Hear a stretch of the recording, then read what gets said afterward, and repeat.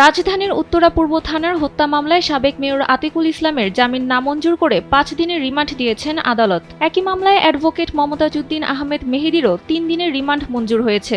বুধবার Dhaka metropolitan magistrate আদালতের বিচারক তাদের এই রিমান্ড মঞ্জুর করেন।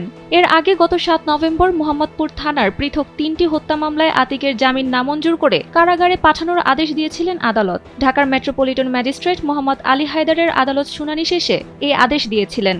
শিক্ষার্থী রফিক হাসান হত্যা মামলায় গ্রেপ্তার দেখিয়ে তাকে আদালতে হাজির করা হয়। পরে মোহাম্মদপুর থানার আরও ২ হত্যা মামলায় তাকে গ্রেপ্তার দেখানোর আবেদন করা হয়। এর আগে গত ১৬ অক্টোবর সন্ধ্যা 6:30টার দিকে রাজধানীর মহাখালী DOHS এলাকা থেকে সাবেক মেয়র মোহাম্মদ আতিকুল ইসলামকে গ্রেফতার করে ঢাকা মেট্রোপলিটন পুলিশ।